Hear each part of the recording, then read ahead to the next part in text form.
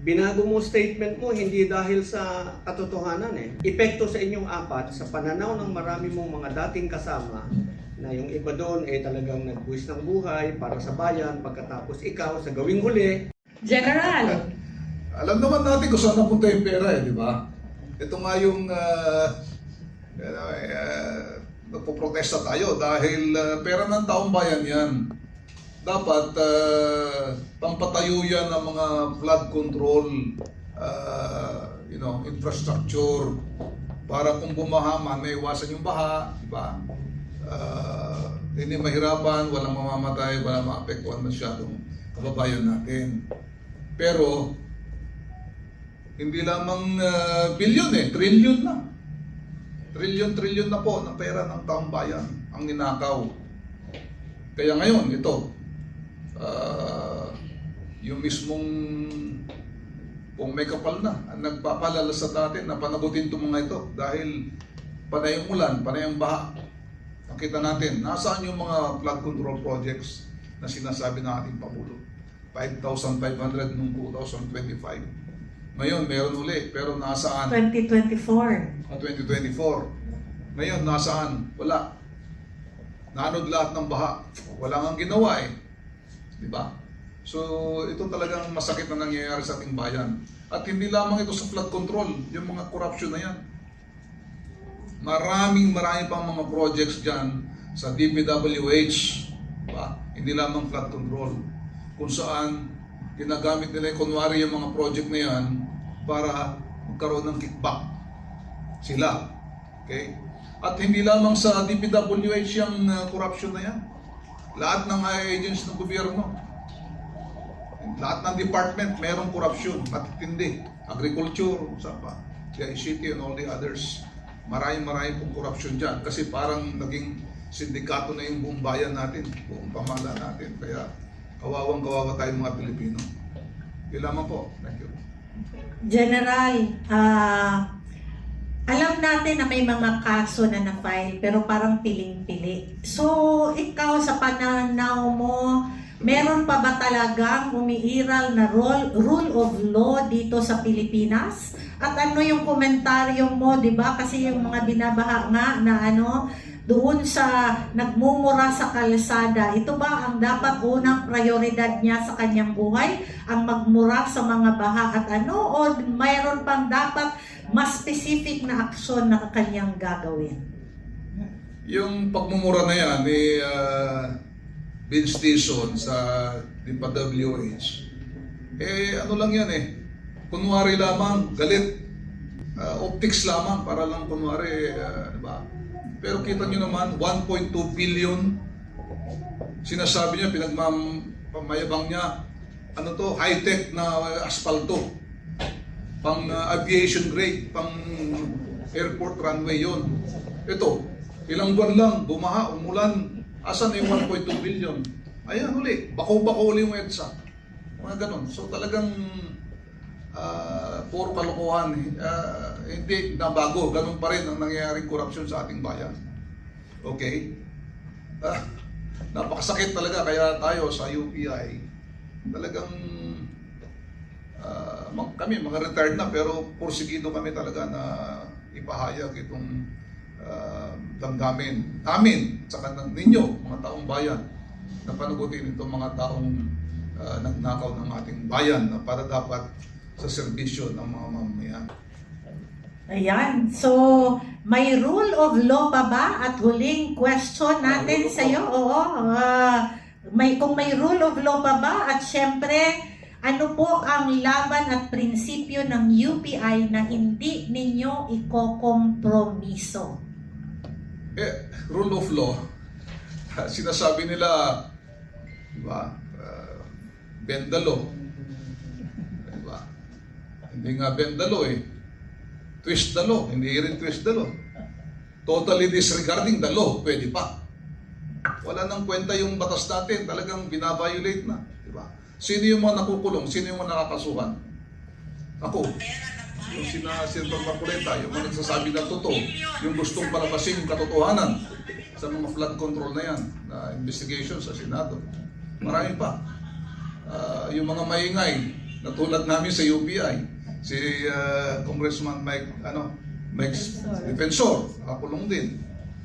Eh nasaan yung mga congressman, mga senador ng mga nagnakaw ng mga bilyon-bilyon dyan ng mga pera ng tambayan? Nasaan sila? Ayaw nga nila pag-usapan sa Senado eh. Inililiis nila.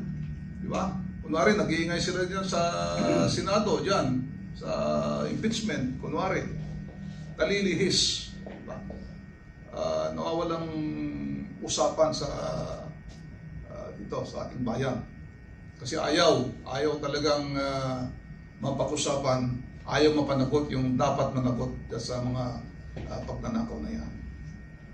Kaya kasi ngayon, wala nang rule of law, especially dito sa mga nangyayaring nakawan dito sa ating bayan. General, ano yung hindi ikokompromiso na prinsipyo ng UPI at mensahe ninyo sa administrasyon at sa taong bayan? Itong UPI, it's a voluntary organization. Samahan ito. Diba? Kami dapat ay nagre-relax na, retired na kami. Diba? Tapos na kami sa servisyo sa bayan. Pero hindi namin matim na nakikita yung mga nangyayari mga ganito sa ating bayan. Kaya kami, naninindigan kami sa aming mga prinsipyo. Diba? Diba? Na mapanagot. Ayaw natin nangyayaring korupsyon na yan. Panagutin mga yan. Diba? Hindi namin ipagbibili yung aming mga prinsipyo ng dahil lamang sa mga pabor. Wala kaming hinihinging pabor dito. Wala kaming personal na gustong maatim sa sarili namin. Para lang ito sa ating bayan, yung mabuti ng ating bayan. Kaya dapat itong ating administrasyon, makinig sila. Huwag silang pipi, bulag, bingi sa mga hinaing ng mga taong bayan. Lalo ngayon, marami mga pagpahag ng kalamidad. Dapat panagutin talaga yung mga nagnakaw na yan. Itigil na yung mga korupsyon na yan. At servisyohan yung mga taong bayan. Yun lamang po. Ayan, Penny. Yes, masyado tayong nadadala, yung emosyon natin talagang apektado because bilang Pilipino, no, daman-daman natin talaga yung ginagawa nilang malasakit. Dito ko napansin na talagang buti na lang meron tayong General Bogis, meron po tayong General Garcia, and of course si Colonel with us also. Nakita ko kung paano sila maniligan at huwag naman tayong magpabaya na meron tayong mga kasamahan o kapwa Pilipino na nagpapakamatay para maging boses ng pangkalahatan. Huwag nating baliwalain ito. Ang ating nag-iisang, lagi rin nating katuwang at kasama dito sa kapihan, si General Virgilio Garcia. Sir, ikaw ang kasunod mula sa AFP. Sir, mabuhay po. Mabuhay. At bilang dating nasa AFP, ano po ang epekto sa moral ng tropa at sa tiwala ng tao? Yung pong usaping 18 na naging 14 issue. Sir, please.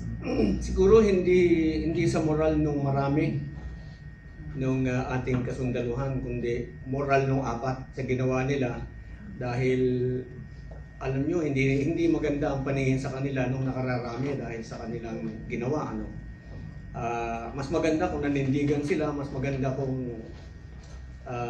hindi nila ginawa yung kanilang ginawa. Dahil binago mo statement mo hindi dahil sa katotohanan Binago mo ang statement mo dahil may 25 million. So, yung epekto sa inyong 4, sa pananaw ng marami mong mga dating kasama, na yung iba doon talagang nagbuwis ng buhay para sa bayan, pagkatapos ikaw sa gawing huli, akala nila maninindigan ka, manan-rider ka lang pala.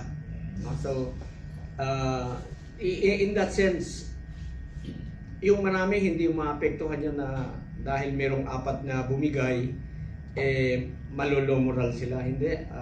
Mas lalo silang magpupursige, mas lalo silang magkikimkim ng galit dahil yung katotohanan ay inyong pilit na gustong itago. Yung pananagutan, yung katarungan. So, mas lalong mag-aalab ang damdamin ng mga ating sundalo at pulis na nananahimik. Hindi po ibig sabihin sila tahimik, wala silang pakialam sa atin. Totoo po yan. Alam ninyo, General Garcia, dito po sa nangyari na nagkaroon ng 4 na kinatawan na dati nating binibigyan ng pagpupugay at dahil sa kanilang pinakitang sama-samang kabayanihan, nakapandulo mo, pero alam ninyo, tama kayo, sandali lang yan, maubos yan 25 million. Pero kung ikay nanindigan, total, nandun ka na, nanumpa ka, masama binawi mo eh. Anong kaibahan mo doon sa tinatawag nilang ayoko masabi, baka mamaya makauta ko. But anyway, General, nauubos ang pera.